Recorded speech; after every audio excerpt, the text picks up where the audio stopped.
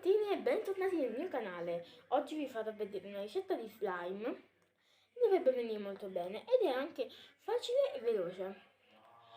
Gli ingredienti sono farina, crema per il corpo e shampoo. Dovrebbe venire questo.